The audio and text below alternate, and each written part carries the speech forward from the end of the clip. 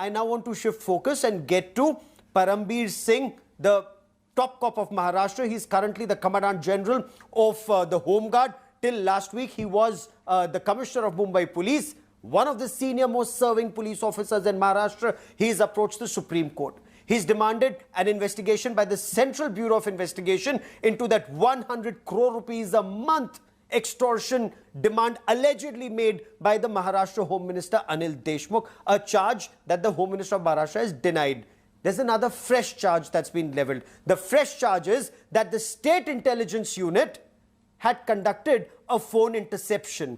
In that phone interception, subsequently, there was a report that was prepared which said that the same minister was allegedly involved in malpractices when it came to transfers and postings of officers in Maharashtra. Our Mumbai Bureau with this report.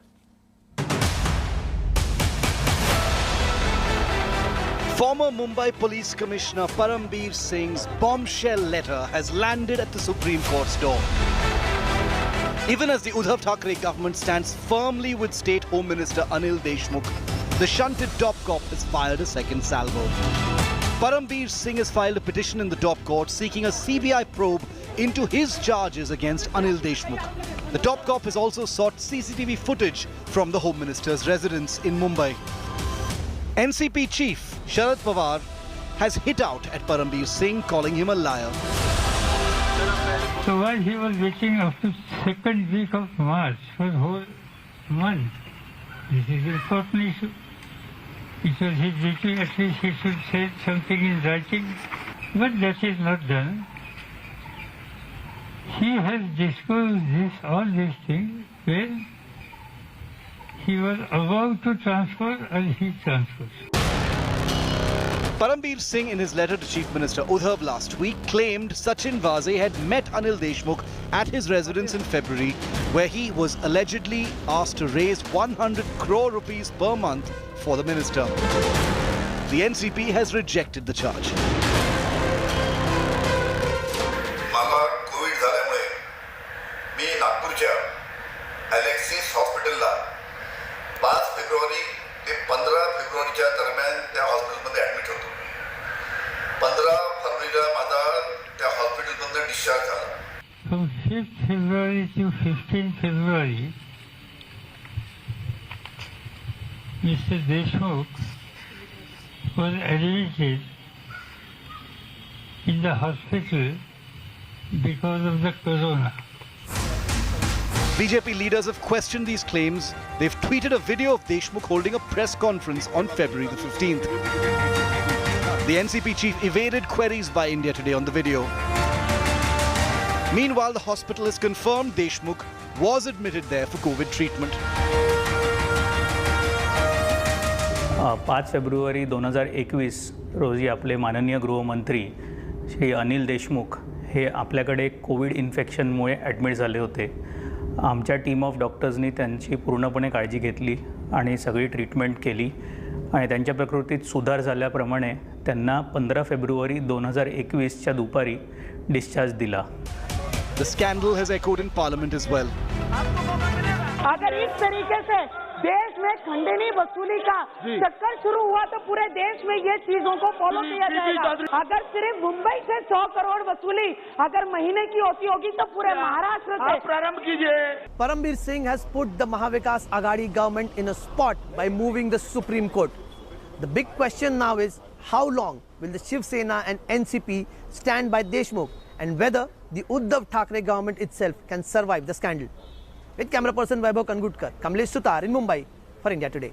These are very pertinent questions that Kamlesh Sutar is raising there.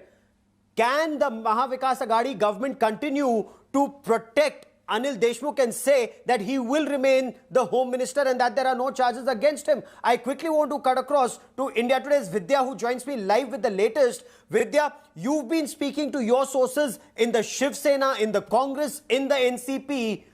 How tenable is this defense of Anil Deshmukh at this stage when a fresh allegation of alleged interference in transfers and postings and malpractices have surfaced? And will that also be inquired into now, Vidya? Well, all those inquiries are certainly something that Parambir Singh himself is looking into. Remember, he's asked for a CBI inquiry in the petition that he has filed before the Supreme Court.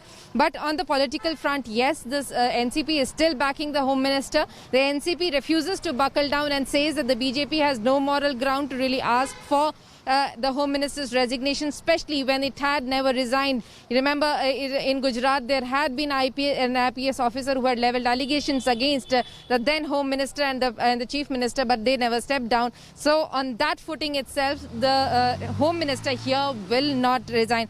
But remember, in all this entire thing, it is a tri-party government right here in Maharashtra, and out of these, Congress is certainly the one who is raising its voice. So certainly the allies are the ones who are probably not very comfortable with the Home Minister continuing this way, and which is the reason why there's probably a meeting that has been organized tomorrow with the Congress, where there is likelihood of a discussion happening on the issue which has been raised by Parambir Singh. That's a very important point you raised there, that the Congress, one part of the Mahavikas Aghadi, not very comfortable, at least that is what we are being told about this, about Anil Deshmukh continuing as the Home Minister, pending inquiry, because with him as Home Minister, can an impartial inquiry be conducted into very serious issues that are being raised by Parambir Singh. But then again, there are various questions that Parambir Singh himself needs to answer. The NCP asks, why is he raising all these questions only now, after he's been removed, and not when he was the Commissioner of Mumbai Police? At the same time, the Mumbai Police today claimed that they had solved the Mansukh Hiren murder case. They claim that there's evidence, there's corroborative evidence, and let's take a look at this report about how that case was sorted out, but the questions that still remain unanswered.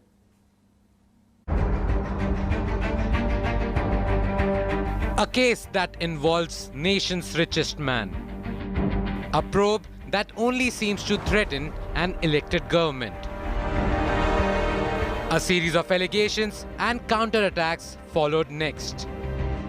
The political twists and turns in Ambani bomb scare case has raised many questions which remain unanswered. Does Pawar's Haftagate defense cut any ice? How does Pawar justify rupees 100 crore extortion bid by minister? How can Aghadi wash its hands of Waze's return? Is Waze's return possible without the Chief Minister's nod?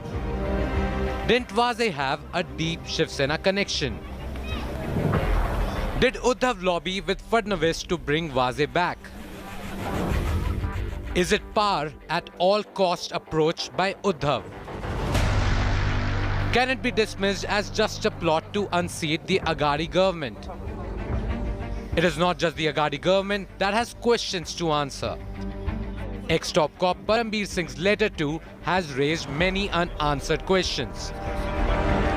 Why was Parambir silent when he was the Mumbai Police Commissioner? Are charges a mere afterthought after being shunted? Did he play a political pawn to rock the Aghadi government? Hello everyone, this is Rahul Kamal here. Hope you enjoyed this video. For the latest news and analysis, like and subscribe the India Today YouTube channel, and don't forget to press the bell icon to stay updated.